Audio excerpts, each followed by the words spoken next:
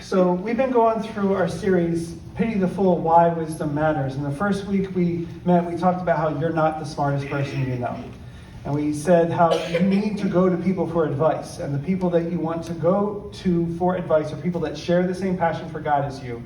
People who have been where you want to be. And then also people who have nothing to lose by being honest with you. Last week we talked about how you are not going to live forever. And since you're not going to live forever, that means that you have a limited amount of time that you have to work with. It's not going to be about getting more time. It's about what you do with the time that you've been given. And so you guys, we met in the small groups briefly. You had a chance to talk about those things, about what your time looked like. And I want to encourage you, be intentional with your time. Because if you're not intentional with your time, it's just going to pass and you're going to be looking and you're going to be like, it's gone. I can't do anything with it. You wasted it. And I want you to waste your time.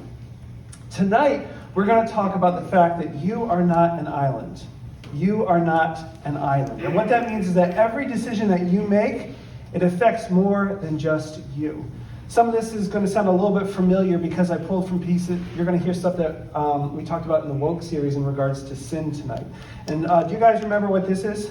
A grenade. A grenade. Specifically, what kind of grenade? Hand grenade. Nah, I'm looking for something else. What we talked about? Sin. Thank you. It is a sin grenade. A sin grenade. We talked about the fact that when someone sins, it's like them dropping a grenade. And that grenade goes off. Now, if they drop the grenade and they just drop it, who's going to get hurt the most? You. The one who dropped it, right? Me. However, the thing is, other people near me can get hurt as well. I want to show you guys this picture. This is actually how a shrapnel grenade looks. If you look at this picture here, that is the full grenade. This is the grenade in pieces. So when it explodes, it actually explodes into a bunch of tiny pieces and goes out in a bunch of different directions. The closer you are to the explosion, the more likely you are to get hurt. The further away, the less likely you're going to get hurt. Sometimes it can still happen, though, because a little piece of shrapnel can ping, ping, ping, and go across the room and ricochet and still hit somebody, so it can still hurt. The whole idea is this. When you sin, you drop a grenade, and you do not know what the consequences might be. You might be safe. Shrapnel might go in that direction. It might not come at you. Oh, it might hit somebody else, though. And so our sin has consequences. Yes, Jesus has forgiven us of our sins, but that doesn't mean that the consequences are not there. So those people who want to say, oh, it's okay, Jesus forgives me, I got to say, hold up. You still have to deal with the consequences of that sin. Our sin, our decisions, it affects more than just us. Now, the truth is, this isn't just for bad things, but it's also for good things as well. Our good decisions and our bad decisions affect those around us. We're connected to other people. I'm not an island, and neither are you. So what we're going to do tonight is we're going to look at a few examples in the Bible of how people made decisions that affected the lives of others. Who's heard of the Battle of Jericho? Who remembers what happened at Jericho? Can you give me like a real quick, 10-second summary? Faith or Robbie? I think Joshua and his people marched around the wall for 10 days or so, and then they blew their horns on the last day, and then it all fell down. Close, pretty close. Yeah, I'd say good enough. It was 7 days. The Israelites marched around Jericho. The walls fell down. They swooped in and they attacked and they drew out. They won easily. They won handily. So after the Battle of Jericho, they're moving in, they're moving on, and they look, and there's the city of Ai. And you know what? Ai looks a lot smaller than Jericho. What Joshua does is he sends out some spies, and they come back and they're like, listen, Joshua, we got this. This is easy. I mean, look how small that city is compared to Jericho. Way smaller. We can overtake it. And so Joshua listens to his spies' advice, and he only sends 3,000 men to go and take the city. And they go up, and they get their butts kicked. They get absolutely whipped. And Joshua's like, what happened? Yo, God, did you bring us here just to die? Did you bring us here just to be defeated? I don't understand why we lost that battle. Why did we lose? People died out there today. And so this is what happened. Joshua chapter 7, verse 10 starts by saying, the Lord said to Joshua, stand up. What are you doing down on your face? Israel has sinned. They have violated my covenant, which I commanded them to keep. They have taken some of the devoted things, they have stolen, they have lied, they have put them with their own possessions. This is why the Israelites cannot stand against the enemies. They turn their backs and run because they've been made liable to destruction. I will not be with you anymore unless you destroy whatever among you is devoted to destruction.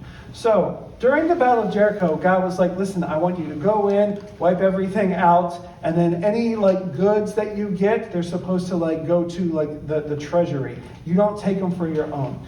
Today, if people are in war, and soldiers go out and they're doing something, they're not supposed to be stealing stuff from the land that they're invading. And what happened was, there was an Israelite who did that. There's a man named Achan. And what Achan did is he pocketed some of the loot that was there, and he took it back with him, and he hid it under his tent. And so the army goes in to battle Ai, and God is not with them, and they end up getting their butts kicked. And so Joshua's in this place, and God's like, turns out that, by the way, someone among you messed up. Now, Joshua didn't know this. He had no idea. At that point, there's a whittling down process where God reveals to Joshua who it was who stole the loot. He whittled down one group and another group and another group, and then all that was left was Achan. And then this is what happened. Joshua said to Achan, he said, my son, give glory to the Lord, the God of Israel, and honor him. Tell me what you have done. Do not hide it from me. Achan replied, it is true. I have sinned against the Lord, the God of Israel. This is what I have done. When I saw in the plunder a beautiful robe from Babylonia, 200 shekels of silver, and a bar of gold weighing 50 shekels, I coveted them, which means he wanted them. He was envious of them. He desired them. I coveted them and I took them. They're hidden in the ground inside my tent with the silver underneath. So Joshua sent messengers and they ran to the tent, and there it was, hidden in the tent with the silver underneath. Then Joshua, together with all Israel, took Achan, the silver, the robe, the gold bar, his sons and daughters, and all that he had to the valley of Achor. Joshua said, why have you brought this trouble on us? The Lord will bring trouble on you today. Then all Israel stoned him, and after they had stoned the rest, they burned them. Over Achan they heaped up a large pile of rocks, which remains to this day. It's kind of a rough story. It's kind of crude when you think about it. Now some of you are like, wait, Achan admitted what he'd done wrong. The truth is, it wasn't until he'd been found out, because they came, first off, he stole when he wasn't supposed to. And then they went off to battle and people died because God wasn't with them. And then it's like, well, what happened? Somebody stole. Somebody stole. Who stole? We don't know who stole. And at that point, that could have been his opportunity to step forward and know, it was me. But no, that didn't happen. God had to whittle everyone down until it finally got to him. Achan is a perfect example of how we are not an island. Because of his selfishness, other people died. We need to realize and understand that what we do has an impact on other people. Now, some of you might be going already, that's not fair. He just took some stuff that he wasn't supposed to. And by the way, what about the rest of the family, too? They were innocent. But part of me asks, I don't know if they were innocent. Because if Daddy comes home from battle and he has this huge, gorgeous robe and he has some silver and gold, and then he's digging in the corner of the tent and then he hides it, I think I'm going to know that something is up and that he's doing something he's not supposed to. And then when everyone is trying to figure out who it is, why don't they just come forward and be like, here it is, it was my dad who stole it. I have a mini lesson for you guys. Be careful who you protect. Be careful who you protect. Protecting someone who is righteous is a bold and worthy thing to do. Protecting someone who is unrighteous, who is downward dastardly, well, that's basically doing the same thing that they did. Covering up for someone who you know has done wrong and not revealing the truth while others are looking for it and people are being hurt is just as bad as doing that thing. This is why a few years ago there was a big scandal with Penn State where someone was committing sexual abuse on other people and other people knew about it and they said nothing. It should have been brought to light. And so ultimately those people who were covering up and not saying anything, they got fired, they got in trouble, they got prosecuted in jail time, just like the person who was doing the sexual abuse because they allowed it to happen. Anyway, Achan is a perfect example of how we are not an island. We need to remember that what we do, it has an impact on other people. I have another example for you guys. There were a bunch of Israelites who rose up against Moses and Aaron. They were led by 3 guys known as Korah, Dathan, and Abiram. And they basically came up and they said, hey, who put you in charge, Moses and Aaron? Like, we think that we should be in charge. We want to be in charge. We want you out. And what they did is they tried to overthrow Moses and Aaron. So Moses went to God, and God is like, let me take care of this. Number 16, the Lord said to Moses, say to the assembly, move away from the tents of Korah, Dathan, and Abiram. Moses got up, and he went to Dathan and Abiram, and the elders of Israel followed him. He warned the assembly, move back from the tents of these wicked men. Do not touch anything belonging to them, or you will be swept away because of all their sins. So they moved away from the tents. Korah, Dathan, and Abiram had come out and were standing with their wives, children, and little ones at the entrances to their tents. Then Moses said, this is how you will know that the Lord has sent me to do all these things and that it was not my idea. Basically, you had some people rising up, wanting to have a rebellion. We want to overthrow you, Moses and Aaron. And some of the people are like, maybe we should overthrow. I don't know. And Moses comes in. He goes to God, and then God says, listen, I'm going to take care of this. Tell everyone to get away from the tents. And so Moses says, listen, everyone get away from the tents, and you're going to see what happens to those who want to rebel. If these men die a natural death and suffer the fate of all mankind, then the Lord has not sent me. But if the Lord brings about something totally new, and the earth opens its mouth and swallows them with everything that belongs to them, and they go down alive into the realm of the dead, then you will know that these men have treated the Lord with contempt. As soon as he finished saying all this, the ground under them split apart, and the earth opened its mouth and swallowed them and their households, and all those associated with Korah, together with their possessions. They went down alive into the realm of the dead with everything they owned. The earth closed over them, and they perished and were gone from the community. At their cries, all the Israelites around them fled, shouting, the earth is going to swallow us too. And then fire came out from the Lord and consumed the 250 men who were following Korah, Dathan, and Abiram. I bet those 250 guys following Korah wish that they didn't do that. But they chose to hook themselves to Korah. They decided to get close to him, hoping that they would reap the benefits of being close to, they might be getting in leadership. You know what? Let's get close to them. And then if they become leadership, then maybe we'll reap the benefits of that. Instead, they reaped the judgments of being close to them. The judgments of being close to someone who's rebelling against God. There's so many other examples of just a few people making a decision that impacts so many others. You have the children of Israel wandering in the desert. I mentioned it before, where the Israelites were disobedient.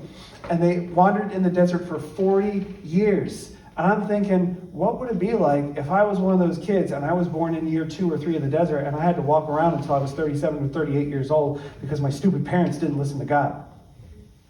I'd be pretty sour. I wouldn't like that. It seems unfair. But ultimately, my parents dropped a sin grenade and it affected me and affected everyone else. The truth is, our sin doesn't just affect other people as well, but it affects God.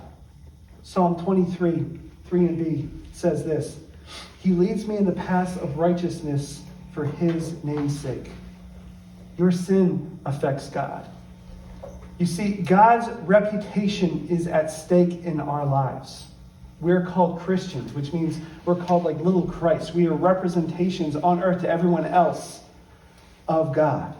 And people might not know God unless they know God through us, which means that when we sin, we misrepresent him. Also, it hurts God's heart. It hurts his feelings. It saddens him when we sin. And so our sin has an effect on God. The truth is we are held accountable for our actions. But if we're doing something in the name of Jesus, if we're doing something as a Christian and others see it, how are those people going to look at God? 1 Corinthians says that we are ambassadors sent on Christ's behalf. Which ultimately means our sin doesn't just affect us. It doesn't affect others who are close to us. It affects God, and it also affects those who do not know God that see us.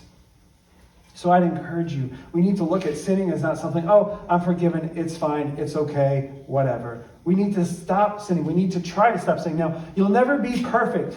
You're always going to sin for the rest of your life. But you won't be sinless, but you can sin less. You can try to sin less. We need a life change. Our lives should be changed because Jesus has forgiven us. Death is continually knocking on our door, saying, do this wrong thing. Don't listen to the Lord. Walk down this path of evil. And sometimes we open the door and we're like, okay, why? Because it feels good, because we want to, because it's the easy thing, because I'm angry and I need to release some stress, because I'm just tired and I just didn't feel like doing what I was supposed to do. Whatever the reason, we need to not answer the door when death knocks. There are consequences to our actions. And even though Jesus forgives us when we choose to sin, we still have to live with the consequences here on earth. And sometimes other people have to live with those consequences as well. I've mentioned it before. It's sad when someone decides to go in and go on a shooting spree. And I'm like, there are innocent people that died because one person sinned. There's so many consequences all over the world from our sin. And sometimes they might not be realized for generations.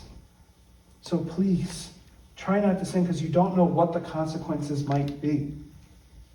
I want to be honest, this isn't just about evaluating our own decisions and what we do. Ultimately, we don't want to be dropping sin grenades wherever we go. But we also want to be careful about who we choose to hang around. Some of us choose to be around people who are constantly dropping sin grenades. We choose friends who constantly make poor decisions. Here's the thing. Frequently, I'll have a teenager come to me and they'll tell me something bad that happened to them. And they'll start telling me a story about how they got in trouble. And the story usually goes the same way. They are the victim. I didn't do anything wrong. It wasn't my fault. They did nothing wrong at all. They were just in the wrong place at the wrong time. And the thing is, 95% of the time, as I dig through stuff, I find that they're usually wrong. Now, it is true that sometimes bad things happen and there's nothing that we can do to change it. And we can't be victims. And there's nothing that we could do to predict what could have happened. But usually I find that this isn't the case. Someone says, I got in a fight at school, but it wasn't my fault. Well, what happened? Tell me what happened. I want to know. Well, they started hitting me, and I said, well, hold up. What happened before they started hitting you? Can you back up? Where were you? Who were you with? And it turns out that they put themselves in a place, in a situation where there was a super high chance of something bad happening to them. Now, some of you might go, Pastor Tom, you don't understand. You sound like a know-it-all right now. And I want to be honest with you. I am a know-it-all. Because I was that person that was wrong. That said, I didn't do anything wrong. I was that person who, I didn't throw the first punch, but I was the one who said, your mom, right before that punch was thrown. I was the one who I didn't do the bad thing, but I certainly wasn't the one who was running away and trying to stop the bad thing from happening. I let it keep going. I wasn't the one who stopped after the bad thing happened to me, but I was the one who retaliated and shot back after I was hit first. And so many instances throughout my life, I know what it's like to be like, I didn't do anything wrong. And then I look back, I was like, yeah, I was wrong. So I'd encourage you, stop the chain reaction. Stop the dominoes from falling where it just keeps going and going. It can stop with you. You don't have to fall, even if everyone around you is falling. Stop dropping grenades and stop hanging out with people who are dropping grenades. Don't let someone else's actions dictate what you do. Some of you need to realize the depth of the consequences of your sin. Some of you might need to be like Israel, and you need to stone your friends and then heap a large pile of rocks over them. You need to be like, I'm done with you. We'll talk about it in a small group, don't worry. I didn't say throw rocks at people, don't worry. You need to cut the relationship. You need to minimize the influence of these people who are dropping the grenades in your life. And some of you just need to stop the chain reaction. When someone starts something, you don't need to finish it. When they continue something, you can break the cycle. You are not an island. Everything that you do affects someone else. So be careful how you live and be wise in the decisions you make. We talked about Achan and Korah, some other examples in the Bible. I want to talk about two more people. When Adam sinned for the very first time, what happened is that he infected himself, and then he passed on that infection to the rest of mankind. It's because of him that death and disease are everywhere in the world today. It's his fault. The decision that he made didn't affect just himself, but everyone in this room and everyone who has ever lived. However, There's another that we can find in the Bible whose decision affected all of mankind, and that person is Jesus. You see, Jesus, he decided to come to earth and he lived as a human. He was tempted to sin, but he made the decision not to sin. He never dropped a single sin grenade. He then made decisions to teach, to preach, to heal the sick, do great miracles. And he made the decision to claim that he was God. Why? Because he was God. And when he was captured by those who didn't like the fact that he claimed to be God, he didn't fight back. He surrendered. He decided not to free himself. He decided to be mocked, to be beaten, to be scorned, and then to be punished like a criminal. He decided to die on the cross. He decided to take the blame and pay the price for everything that everyone has done wrong. I want to let you know that Jesus, he dropped the biggest grenade of all time. But it wasn't a sin grenade. It was a good grenade. It was a grenade that wiped out all other grenades. And while the consequences of sin on earth do still happen, we can be free from the consequences of sin in eternity. Why? Because Jesus paid the price on the cross. This was a grenade that wiped out the ultimate consequence of all other grenades. And all you have to do to get hit by this grenade is to receive the free gift of salvation. To be cleared of all wrongdoing you've ever done or will do, you just have to ask for it. It is that simple. And Jesus says, okay, I'll give it to you. By believing that Jesus was the Son of God, that he said that he was who he said he was, and then turning away from dropping sin grenades in your own life. Now, we're still going to drop sin grenades, but we're not going out and lobbing them everywhere we go. We're not rejoicing in our sin. We're not loving sin, but we're trying to hold them in. Jesus didn't live for himself. He understood that his decisions affected everyone and then made the decision to love us. Jesus understood that he wasn't an island. We need to do the same. We have the ability to make decisions that have positive consequences for others. When someone plants a tree, they're giving people shade and sometimes fruit for decades. When we give through Speed the Light, here at Youth Group, we fed hungry children, we've helped people in Philadelphia, and now we're bringing clean water to people halfway across the world. As Christians, our lives should be all about making positive choices that positively affect the lives of those around us. I want to let you know, I want to be like a positivity grenade. I want to be like a light that shines in the darkness wherever I go. That everything that I do in my life blasts out and magnifies God's glory. Jesus is our ultimate example, and I would encourage you to follow him as well.